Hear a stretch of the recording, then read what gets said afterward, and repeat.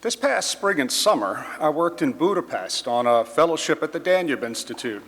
I was there for about 10 days before I realized that 90% of the Western media reports about Hungary are either lies or at least serious distortions of the truth. I already knew from my reading and reporting that Hungary was not a neo-fascist state, as the smear doctors and the Western media insist. What I didn't know until I actually lived in Budapest for a time was how far the reality is from the dominant Western narrative about Hungary. I thought, good grief, how is it that we American conservatives don't know what's going on here? How is it that we're not standing with these people? We have so much to learn from them. Eventually, I texted my friend Tucker Carlson and encouraged him to come over and see for himself. Even many American conservative elites have bought the standard narrative about Hungary. Now, Hungary is a normal country, not a perfect one. Still, I told Tucker, there are plenty of good things going on here and lessons that American conservatives can learn and should learn from the way Prime Minister Viktor Orbán and the Fidesz party govern their country. Well, as you know, Tucker came in late August and did a week's worth of shows from Budapest. This caused the U.S. media's hair to catch on fire, naturally. But what I hope Tucker's broadcasts were able to do is first to let the broader conservative movement know that Hungary is an important ally to us, one that needs and deserves our support. Second, to help establish Budapest as an intellectual capital for the anti-woke National Conservative movement. And third, to draw the attention of Western conservative thinkers and politicians to what Viktor Orbán and his government have been able to accomplish. As an American conservative whose writing focuses a lot on the totalitarian nature of wokeness, the biggest difference between our conservative politicians and Viktor Orbán is this. Our team talks incessantly about how horrible wokeness is, but Prime Minister Orbán actually does something about it. For example, in Budapest, I learned that the Orbán government had removed accreditation and funding for gender studies in Hungarian state universities. Yeah. Now, in the past, I would have opposed that kind of thing on the grounds that whatever harm gender studies did to society, it was not worth the state involving itself in the life of universities in that way. Well, those days are over. We are living right now through an ongoing societal catastrophe with gender confusion and transgenderism. Viktor Orbán wants to save his nation from this ideological toxin and does not hesitate to use the power of the state to do so, even if it might violate the spirit of liberalism. This past summer, I visited the government's family ministry and learned that in 2 days from the time of our meeting, the government was going to put forth a bill in Parliament that would regulate LGBT material directed to minors and give parents a say over sexual education in schools. I sat with Katalin Novak, the family minister, and her team and asked if they had seen the Blue's Clues Pride Parade clip. They had no idea what I was talking about, so I explained to them how the popular American program for children was deconstructing and queering the family through animation and songs targeting pre-kindergarten kids. All around the table, jaws dropped. I told them that this is just one of the many things that woke capitalism and the news and entertainment media use to advance the agenda. Well, the law passed and it caused massive controversy in Europe. The Prime Minister of the Netherlands vowed to bring Hungary to its knees over the law. To be clear, the law does not ban LGBT material in the media itself. If it had, that would clearly have been going too far, and I would have opposed that. The law only regulates material aimed at children. When you look to the US and the UK and the social contagion of transgenderism among teens and adolescents, this really becomes an urgent matter. The Hungarians now have a huge fight on their hands with the EU over this controversy, and it's a fight worth having because the future of the family is at stake. Ask yourself, though, is there a single major American conservative politician who would dare to put it all on the line like the Hungarians have to fight for the family in this way? I mean, not just rhetorically, but in terms of law and policy. We saw back in 2015 when Angela Merkel opened the floodgates of Europe to the Islamic refugee tide, Viktor Orbán said no. He was despised by all the right-thinking political and media talking heads who accused him of being bigoted and heartless. But Viktor Orbán loves his nation and his people and is willing to defend them and their interests without apology. This past summer, I went to Paris on business, and the fear of civil war with the Islamic minority in the suburbs was on everybody's lips. I realized in a way that I never had before that Viktor Orbán had been right, deeply right, in 2015. Hungary will not face the terrible reckoning that France, Germany, and other European nations will, because Viktor Orbán was courageous enough to go against the crowd. And you know, this past summer, when a rash of anti-Semitic attacks happened in European capitals, and even in New York and Los Angeles, I expected to see police and military deployed in Budapest's Jewish quarter to protect synagogues and Jewish businesses.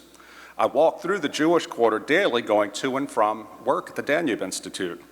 Well, it turned out there was no need to bring out the police. The Jews of Budapest were safe. This is no accident. One of the favorite lines the Western media trots out against Orbán is that he's anti-Semitic because of his denunciation of George Soros. Prime Minister Orbán has responded correctly that Soros's Jewishness has nothing to do with it. Soros is a progressive billionaire who puts his considerable fortune and influence to work trying to undermine Hungary's sovereignty and its traditions. Of course they're going to attack Soros as strongly as Soros is attacking them. We Americans have seen what Soros's money has done to policing in cities where Soros-backed district attorneys have won election. The Hungarians have known who Soros is for years. Now, you will have heard that the Orbán government drove the Soros-founded Central European University out of Budapest. It's not strictly true. The CEU is still there in part, but it did have to beat a partial retreat under government pressure. To be frank, I honestly don't know enough about that issue and its particulars to take sides. But again, my normal stance would have been to have wanted the state to be hands-off in this matter. But having seen what elite universities have done and are doing in the United States to wreck our national culture, it has become very clear that the status quo, the liberal status quo, is untenable. Orbán understands that elite universities captured by ideology produce a ruling class that despises its nation and its traditions and want to dismantle it. What Viktor Orbán is trying to do is protect his people and the nation from those who would condemn it to the decadence overtaking elite culture in the US, Great Britain, and much of Western Europe. Once again, what are our American conservative politicians prepared to do besides simply lamenting the advance of wokeness? Prime Minister Orbán is not an ideologue, but a pragmatist. He is a Christian leading a predominantly secular country, and he knows that that comes with limits. And he is a small d Democrat who knows that inevitably the opposition will win an election. This is why he's building a conservative deep state, so that conservative ideals can withstand and survive the inevitable change of power. When I arrived in Hungary and saw what he was doing, I initially had reservations. But once again, after talking to Hungarians, I learned that if the Prime Minister did not do something like this, liberal and progressive Hungarian elites, which hold the institutional high ground and access to EU funding, would crush the right. In other words, Viktor Orbán is doing everything he can to ensure the long-term viability of Hungarian conservatism. Now, let's be clear. The United States is not Hungary. We're far more pluralistic and diverse. We have a different history and so on. It would not be possible to lift Viktor Orbán out of Budapest and reproduce his Fidesz party program here in America, nor would it be desirable. But that's totally beside the point. And that point is this. Unlike our American conservative politicians, Viktor Orbán understands the civilizational stakes of this culture war. He understands that in the post-Christian era, classical liberalism has been hollowed out by the illiberal left, which has conquered the West institutions and which wears liberalism like a skin suit. He understands that while the left and its allies on the establishment right in Western countries denounce him for his illiberalism, These gaslighters are at the same time advancing left-wing illiberalism with no effective opposition. Now, whatever you think of him, Viktor Orbán is not prepared to sit back and watch Hungary's sovereignty and its cultural particularities and traditions dissolved by the acid bath of liquid modernity and the toxicity of wokeness. So what more should we American conservatives learn from Viktor Orbán's Hungary? First, we need to articulate a clear vision for our nation. Orbán doesn't want his country to be a Magyar Sweden, nor, by the way, does he want Sweden to be a Scandinavian Hungary. He is fighting for national sovereignty, both political and cultural, and against all forces, internal and external, that threaten it. So should we all. Second, thank you. Second, we need to place more value on political and legislative skill. We on the right can be such suckers. We fall all the time for lib-owning, even as the left consolidates power within institutions. If Glenn Youngkin wins the governor's race in Virginia today, it will be in vain if he doesn't use the power he will have been given by the people to dismantle wokeness in the state's educational system.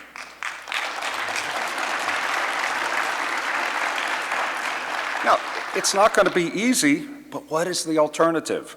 We have to quit being satisfied with owning the libs and prefer instead to save our country. Third, we need to embrace unapologetically an aggressive use of state power. Now, this comes hard for conservatives of my generation and older who are still living off the fumes of Reaganite anti-statism. We had better put that aside for good. Two of the most important political developments in recent years is the emergence of woke capitalism and wokeness in the U.S. military. Big business and the armed forces used to be thought of as generally conservative institutions. Not anymore. I hear all the time, from active duty and recently retired military folks saying that the senior command is completely woke and, in their view, driving the armed forces into the ground. I spoke in California last weekend with an officer who said that the Pentagon is more interested in winning the culture war against the unwoke American people than in winning actual wars against foreign adversaries. Is this true? If I were a conservative U.S. senator, I sure as hell would want to know.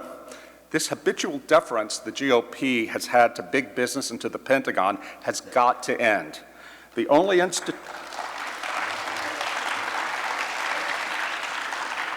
institution right now that we have a shot of controlling as conservatives are institutions of the state if we win elections.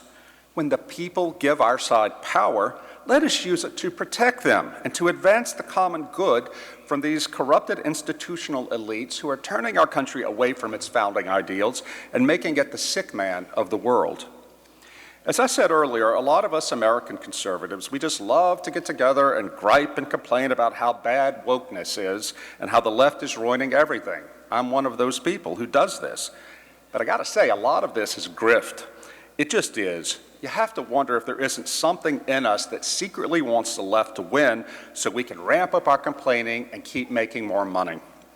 Viktor Orbán, though, he doesn't just complain, he makes things happen. He might not win in the end, but this Magyar honey badger is damn sure going to go down fighting. Right now, the political leader of the conservative resistance in the West is the prime minister of a small Central European country that most Americans never even think about. If you want to know how the Hungarians are accomplishing all these great things, I would encourage you to stop by the Danube Institute table and pick up a copy of The Hungarian Way of Strategy by my friend Balázs Orbán, not related, a top political advisor to the Prime Minister. Balázs is here at this conference. Find him, talk to him. He's got a lot to say.